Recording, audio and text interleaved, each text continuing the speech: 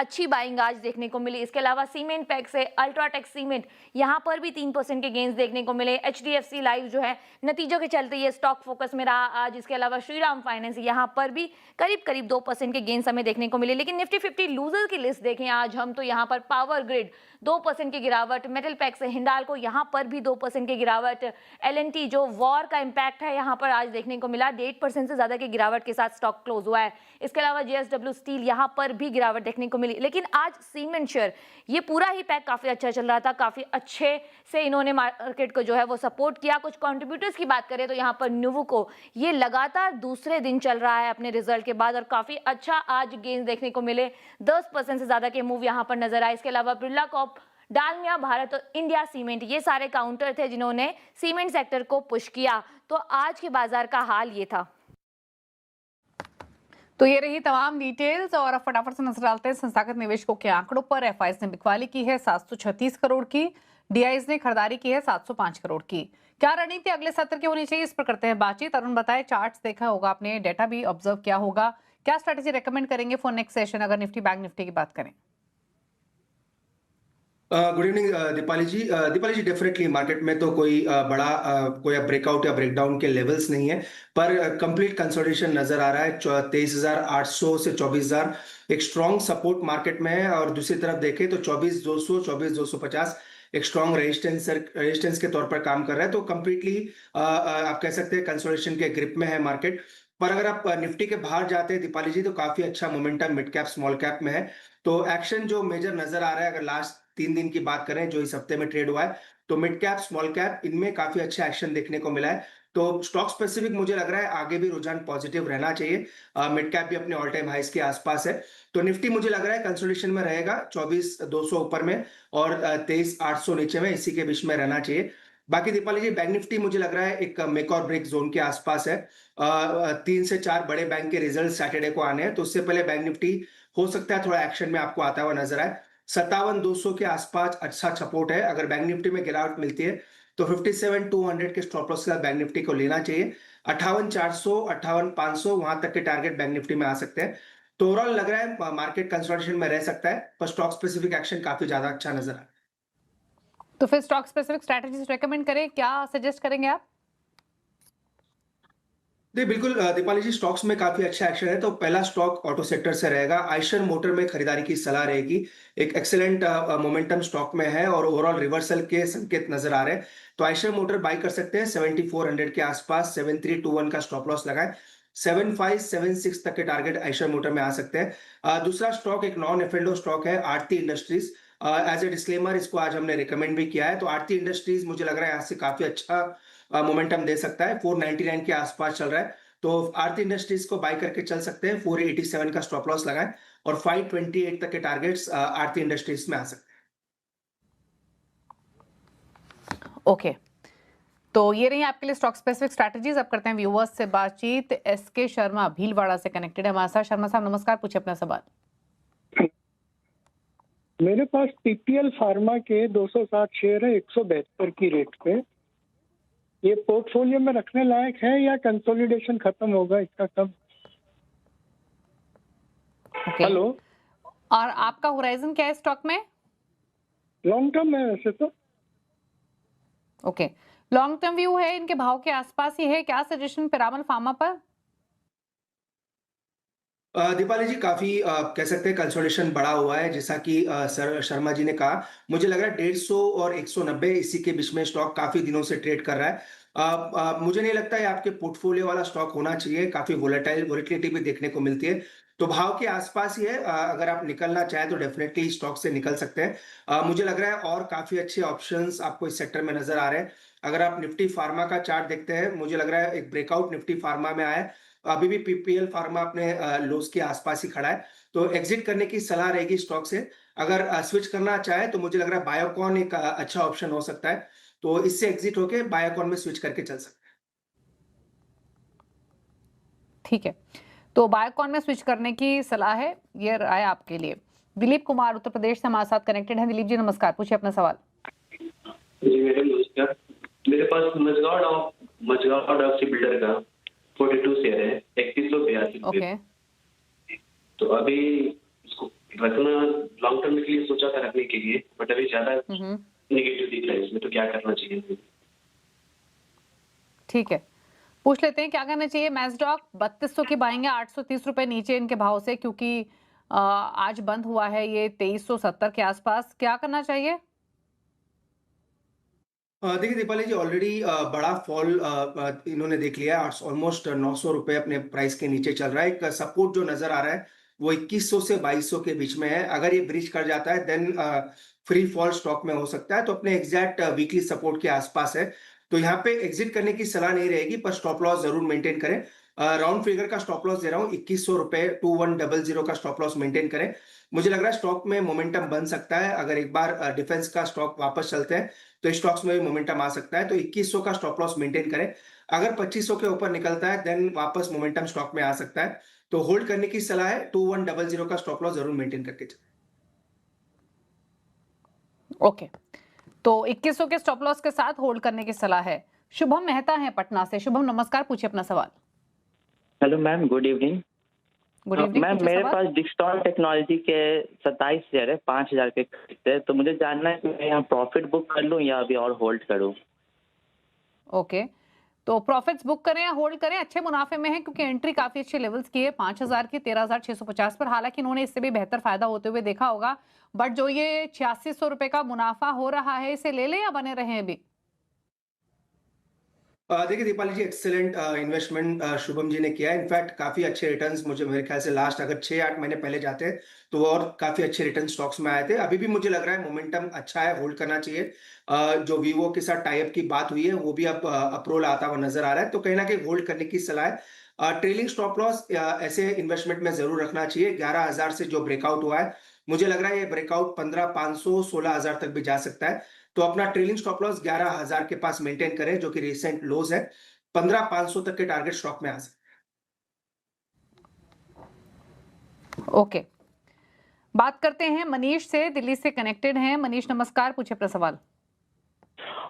I have 200 shares of Choice International. मैंने purchase किए थे 223 में, and I have the capacity. I can hold as long as it, if required, long enough as well. All I want to know is it worth holding or should I just come out of it? Because मेरे rate के आसपास ही है, 5-7 रुपए ऊपर नीचे है शायद। तो if I could get, नहीं, आप चॉइस इंटरनेशनल, आप चॉइस की बात कर रहे हैं ना, राइट? हाँ जी, चॉइस की, हाँ जी। तो आपका बाइंग प्राइस क्या है? मेरा बाइंग प्राइस है 822। Okay, that is what I was wondering, क्योंकि 223 का बाइंग प्राइस मुझे दिखाई दे रहा था। 822 बाइंग प्राइस है, तो डेफिनेटली आपके भाव से थोड़ा नीचे ही है, 5 रुपए 817 पर है। आप वैसे टाइम होराइजन का कोई इशू नहीं है, आप रख सकते हैं इसे, राइट? हाँ जी, बिकॉज जस्ट 200 शेयर्स तो आई कैन कीप। ओके, क्या करना चाहिए इनके भाव के आसपास ही है फिलहाल चॉइस का स्टॉक? दीपाली जी, रिस्क लेके होल्ड करना चाहिए। नो डाउट स्टॉक चल चुका है, पर एक बड़ा इन्वेस्टमेंट रिसेंटली इस कंपनी में आया, तो मुझे लगा है री रेटिंग स्टॉक की हो सकती है। वैसे भी एक दिग्गज है इस इंडस्ट्री में, तो 780 का स्टॉप लॉस लगा लें। स्टॉप लॉस जरूर लगाएं, इनके भाव के आसपास ही है। फिर भी स्टॉप लॉस 780 का लगा के रखें। अगर यहाँ से ब्रेकआउट आता है तो मुझे लग रहा है 900 तक के भी लेवल्स स्टॉक में वापस देखने को मिल सकते हैं। तो होल्ड करने की सलाह रहेगी। 900 प्लस तक के टारगेट्स चार्ट पे नजर आ रहे हैं, पर स्टॉप लॉस जो लगाना है 780 का लगा के रखें। ओवरऑल मोमेंटम पॉजिटिव है, तो मुझे लग रहा है लॉन्ग टर्म के लिए होल्ड करके चल सकते हैं। ओके, तो लॉन्ग टर्म के लिए होल्ड करने की सलाह है। एनके दास हैं अगली व्यूअर हमारे साथ सवाल पूछने के लिए। दास जी नमस्कार, पूछिए अपना सवाल। नमस्कार, मेरे पास L&T का शेयर है 100 share at 3850. Okay, With the current fluctuation, should I add more or should I sell it? Okay, तो L&T लंबी अवधि का व्यू 3850 की बाइंग है, और खरीदें या इसी पोजीशन को रखें? बैंडविड्थ है इनकी कि और ऐड कर सके इस स्टॉक को इन क्वांटिटीज। आपका सजेशन क्या रहेगा अरुण? दीपाली जी, करेक्शन पे बाय करें। कहीं मुझे लग रहा है स्टॉक एक बार आपको 3600 या 3650 तक आता हुआ नजर आएगा। जो रिसेंट रैली हुई है, अगर उसका रिट्रेसमेंट निकालते हैं तो 50% रिट्रेसमेंट 3620 के आसपास आता है। तो एक 100-120 रुपए गिरावट आ सकती है। अगर वो गिरावट नहीं आती है तो वेल एंड गुड है, पर अगर आती है तो 3620 के आसपास एवरेजिंग करनी चाहिए। ओवरऑल दिग्गज है, थोड़ी बहुत मिडिल ईस्ट के टेंशन्स की वजह से स्टॉक में गिरावट आपको देखने को मिल रही है, पर जिस हिसाब से एक बड़ा दिग्गज आप कह सकते हैं इंफ्रास्ट्रक्चर सेक्टर में है, तो मुझे कोई बड़ी दिक्कत नजर नहीं आ रही, पर शॉर्ट टर्म में थोड़े हिकअप्स है। शॉर्ट टर्म में मुझे नहीं लग रहा है ये बड़ा परफॉर्मेंस स्टॉक देगा, पर एवरेजिंग अगर करनी है तो 3600 से 3650 के बीच में करें।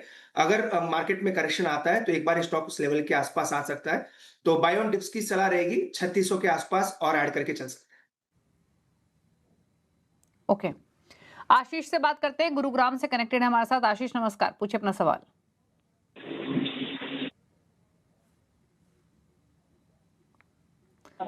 सवाल पूछिए आशीष, अगर आप सुन पा रहे हैं तो। जी सर, जी मैम, मेरा ये सवाल है कि मेरे पास अवंती फीड का शेयर है।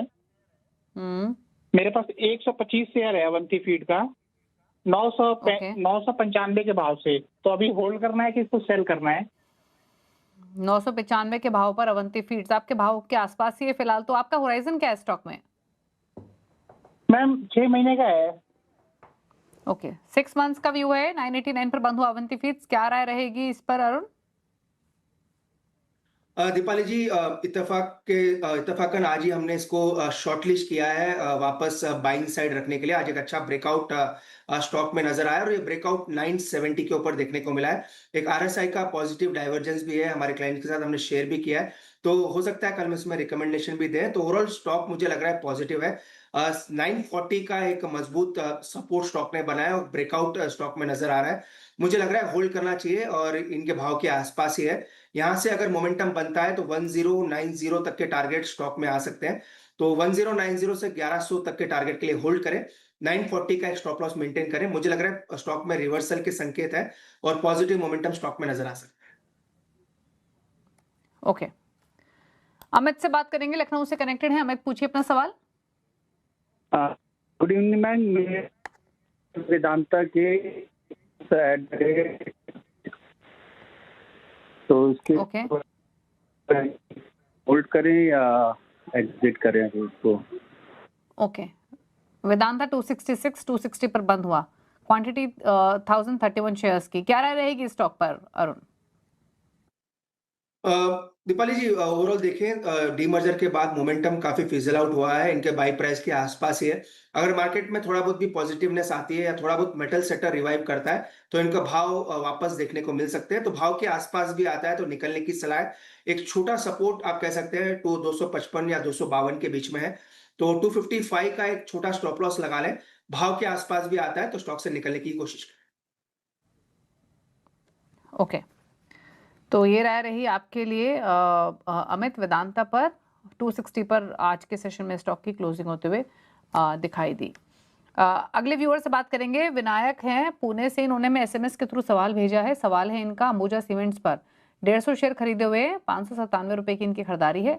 लंबी अवधि का व्यू लेकर चल रहे हैं, जानना चाहते हैं क्या करें इस पोजीशन में, तो क्या रिकमेंडेशन रहेगी? अब अंबुजा सीमेंट्स फिलहाल तो 161 रुपए नीचे इनके खरीदारी के प्राइस से। बिल्कुल दीपाली जी, अंडर परफॉर्मर है। इनफैक्ट आज अगर सीमेंट सेक्टर में देखें तो measure of the cement sector में ब्रेकआउट देखने को मिला है। अगर अंबुजा सीमेंट की बात करें तो एक ब्रॉडर कंसोलिडेशन है। 400 रुपए नीचे में एक सपोर्ट है और 465 के आसपास रेजिस्टेंस नजर आ रहा है, तो एक ब्रेकआउट के संकेत जरूर स्टॉक में नजर आ रहे हैं। तो फिलहाल कंसोलिडेशन में है तो होल्ड करने की सलाह है। स्टॉप लॉस जरूर मेंटेन करें 400 रुपए के आसपास। अडानी ग्रुप का अब ये स्टॉक हो चुका है तो वोलेटिलिटी भी हो सकती है आने वाले दिन में देखने को मिले। 400 रुपए का स्टॉप लॉस लगा के होल्ड करें। 465 के ऊपर निकलता है देन मोमेंटम पॉजिटिव नजर आ सकता है। तो फिलहाल 400 का स्टॉप लॉस लगाएं और पोर्टफोलियो में बना के रखें। ओके, राजेश का सवाल है हैदराबाद से और इन्होंने एक सवाल में भेजा है कैंपस एक्टिववेयर पर 1100 शेयर्स, 320 इनकी खरीदारी का प्राइस है। जानना चाहते हैं इस पोजीशन में क्या करें। फिलहाल 225 पर ये बंद हुआ तो 94-95 रुपए नीचे इनके खरीदारी के प्राइस से, क्या राय? दीपाली जी, काफी वीक है स्टॉक। अगर आप देखें continuous lower highs lower lows बना रहा है। 215 का माइनर एक कह सकते हैं वीकली सपोर्ट है, पर कहीं ना कहीं अगर मार्केट में थोड़ी बहुत भी वीकनेस आती है तो वो सपोर्ट टूटने के काफी आसार नजर आ रहे हैं। तो सेल करने की सलाह रहेगी। अगर उछाल मिलता है 240 के आसपास भी मिलता है तो निकल जाए स्टॉक से। ओवरऑल वीकनेस काफी ज्यादा है और 215 का एक फाइनल स्टॉप लॉस जरूर मेंटेन करें। ठीक है। संस्कार अग्रवाल का सवाल आया है अलीगढ़ से DCX सिस्टम्स पर 450 शेयर्स 183 की यहाँ पर इनकी बाइंग है और जानना चाहते हैं क्या करें अपनी इस पोजीशन में। फिलहाल तो 9-10 रुपए ऊपर है इनके भाव से ये स्टॉक, बट इनसे बातचीत तो नहीं हो पाई। अगर नियर टर्म व्यू है तो और इन्वेस्टमेंट पर्सपेक्टिव हो तो दोनों सिचुएशंस में क्या सलाह रहेगी आपकी? बिल्कुल दीपाली जी, प्रॉफिट बुक करने की सलाह है क्योंकि चार्ट में कोई बुलिशनेस नहीं है, इनफैक्ट कंसोलिडेशन ही नजर आ रहा है। अगर कंसोलिडेशन ब्रेक होता है तो वापस 175 180 तक के भी लेवल आ सकते हैं। तो जो भी मुनाफा मिल रहा है क्योंकि एक डिफेंस काइंड ऑफ स्टॉक भी ये माना जाता है और मोमेंटम अभी भी फिजल आउट नजर आ रहा है, तो जो भी प्रॉफिट मिल रहा है एक बार का प्रॉफिट बुक करके निकल जाने की सलाह है। ओके, तो ये रही आपके लिए DCX सिस्टम से प्रॉफिट्स बुक करके निकलने की सलाह रहेगी। बात करते हैं पार्थ आनंद से, कपूरथला से हमारे साथ हैं। इन्होंने सवाल हमें भेजा व्हाट्सएप के थ्रू। हिल्टन मेटल पर इनके पास 600 शेयर्स है हिल्टन मेटल के और जो इनकी खरीदारी का भाव है वो 54 रुपीज़ का है और यहाँ पर ये स्टॉक आधे से भी नीचे आ चुका है। इनके बाइंग प्राइस से कंपेयर करें तो 54 की इनकी बाइंग है और इस समय 22-23 पर बंद हुआ, तो 31 रुपये का नुकसान। क्या सलाह रहेगी? बिल्कुल दीपाली जी, हिल्टन ये डेली ट्रैकिंग में आता नहीं है पर कंप्लीटली डिस्टॉर्टेड है चार्ट। अगर आप देखें कंटिन्यूअस वीकनेस स्टॉक में नजर आ रही है। ऑलरेडी कैपिटल आधा हो चुका है और यहाँ से छोटा मोटा सपोर्ट अगर आप मान के चलें तो 19 रुपए के आसपास है। फ्रेश खरीदारी की सलाह नहीं है पहले तो, और एडिशन की भी सलाह नहीं रहेगी। 19 रुपए का एक फाइनल रिजॉर्ट है, अगर वो ब्रीच करता है देन स्टॉक से निकल जाए। 19 रुपए का स्टॉप लॉस मेंटेन करें और कभी भी अगर रैली मिलती है मार्केट के साथ तो स्टॉक से निकलने की सलाह रहेगी। स्टॉप लॉस जरूर 19 रुपए के नीचे लगा के रखें। ओके, तो ये राय रही आपके लिए हिल्टन मेटल पर। और एक सवाल और लेते हैं। दीपक ने एक सवाल भेजा है दिल्ली से पावर फाइनेंस कॉर्पोरेशन पर। इनफैक्ट हमारे साथ कनेक्टेड भी हैं। दीपक जी नमस्कार, बताइए क्या सवाल है आपका, क्या जानना चाहते हैं? हाँ नमस्ते मैम। मैम मैं PFC के बारे में जानना चाहता हूँ। I am having a very good loss. So अभी जहाँ PFC है अभी थोड़ा सा ऊपर गया था फिर वापस नीचे आ गया मैम, तो is that fine to keep carry the PFC और मुझे निकल के कहीं और देखना चाहिए या क्या करना चाहिए मैम? पहला क्वेश्चन ये। एक और क्वेश्चन था if you allow me after that. तो मैं यस डेफिनेटली प्लीज पूछिए। PFC के अलावा भारत डायनेमिक जो है वो अगेन मतलब बॉटम बना रहा है, तो मैंने ये 1221 में इसको परचेज किया था एवरेज प्राइस, तो अगेन ये बॉटम बना रहा है ऊपर जाके। तो आपको लगता है कि अभी ये ठीक है, मुझे और अक्यूमुलेट करना चाहिए या यू थिंक दैट जो बाइंग प्राइस है एवरेजिंग के बाद वो किस लेवल का है? 1221। ओके, 1221 की बाइंग है आपकी। और हाँ। दोनों में ही आपका वैसे व्यू लॉन्गर टर्म पर्सपेक्टिव से? हाँ, दोनों मेरा पास कम से कम मैं 1 साल 1.5 साल का आराम से रिव्यू ले सकता हूँ, इवन फर्दर दैट ऑल्सो अगर वो गुड रिटर्न्स के लिए जाते हैं तो। ओके, क्या करना चाहिए पावर फाइनेंस कॉर्पोरेशन और साथ ही BDL में? जैसे ही और ऐड भी कर सकते हैं अगर लग रहा है कि ये स्टॉक अपना बेस बना चुका है। लॉन्गर टर्म प्रोस्पेक्ट्स हैं ऑल्दो। बाइंग प्राइस जैसे उन्होंने मेंशन किया BDL में इनका 1221 का है, 1271 पर ट्रेड कर रहा है। पावर फाइनेंस कॉर्पोरेशन में इनकी बैंक 409 की है। देखिए दीपाली जी, दोनों के ही चार्ट देखें तो चार्ट नेगेटिव है। खासकर PFC का चार्ट काफी मुझे लग रहा है कंसोलिडेशन में और वीकनेस अंडरलाइन क्लियर नजर आ रही है। तो PFC से मुझे लग रहा है इनको एक बार निकल जाना चाहिए। ओवरऑल चार्ट में उतनी स्ट्रेंथ नहीं है जो आपको स्ट्रेंथ कुछ दिन पहले देखने को मिली है। एक मर्जर की भी न्यूज है तो उसका भी ओवरहैंग जरूर स्टॉक पे है। तो भाव के आसपास ही है तो एक बार का PFC से निकलने की सलाह रहेगी और काफी विकल्प आपको मार्केट में मिल जाएंगे। और सिमिलर व्यू मेरा BDL पे भी है। जो भी मिनिमल प्रॉफिट आपको मिल रहा है 40-50 रुपए का, एक बार का निकलने की सोचे। चार्ट इसका भी नेगेटिव है, अगर वीकनेस मिलती है तो वापस से स्टॉक 1200 की तरफ बढ़ सकता है।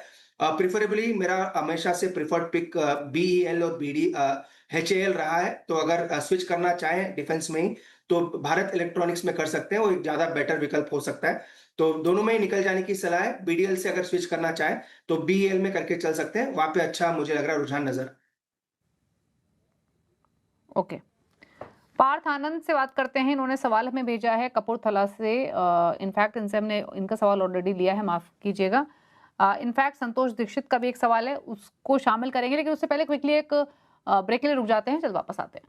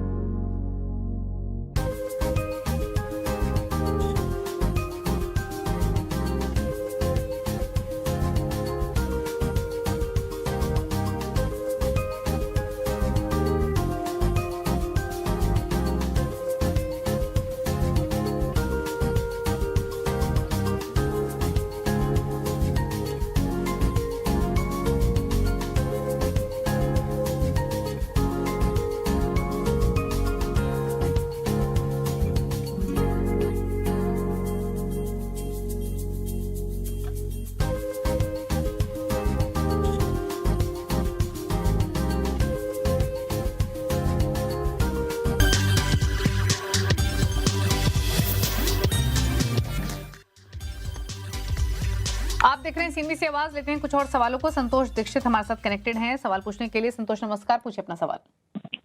जी नमस्कार, मेरे पास कोल इंडिया के 2000 शेयर 481 के हैं और बीएल के 4000 शेयर हैं 422 के, क्या करें? ओके, आपका नजरिया क्या है दोनों शेयर्स में? लॉन्ग टर्म में है वैसे तो। ओके, लॉन्ग टर्म व्यू है। बीईएल भारत इलेक्ट्रॉनिक्स 422 की बाइंग है, 411 पर बंद हुआ, 10-11 रुपए नीचे है, तो थोड़ा ही नीचे इनके बाइंग प्राइस से। कोल इंडिया में 2000 शेयर्स हैं, क्वांटिटी दोनों शेयर्स में ठीक ठाक है इनकी। कोल इंडिया में 2000 शेयर्स 481 की बाइंग है, ये इनको 55 रुपए के आसपास का नुकसान दे रहा है, क्या राय रहेगी? दीपाली जी, ओवरऑल दोनों स्टॉक अच्छे हैं। बीएल मैंने ऑलरेडी कहा, बीएल पे मेरा पॉजिटिव रुझान है और 380 400 के बीच में जब भी बीएल आता है हम इसमें बाइंग की सलाह देते हैं। तो बीएल में कोई दिक्कत नहीं है, होल्ड करने की सलाह है। अगर स्टॉप लॉस लगाना चाहें तो 385 के आसपास लगा के रखें। मोमेंटम पॉजिटिव है, 450 रुपए तक के वापस मुझे लग रहा है टारगेट स्टॉप में आ सकते हैं।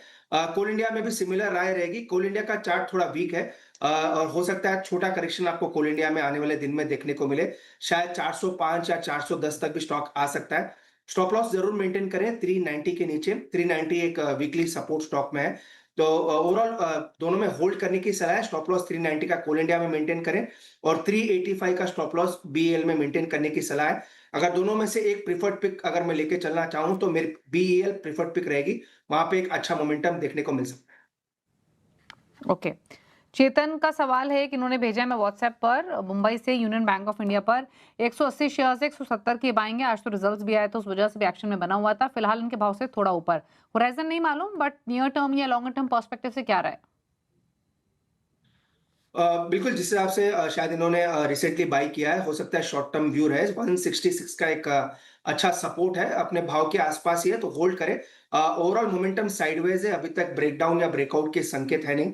166 का स्टॉप लॉस मेंटेन करें। अगर मोमेंटम बनता है तो 181 182 तक स्टॉक जा सकता है, वो होल्ड करने की सलाह है। 166 का स्टॉप लॉस रखें और 182 के टारगेट ऊपर में मेंटेन करके चलें।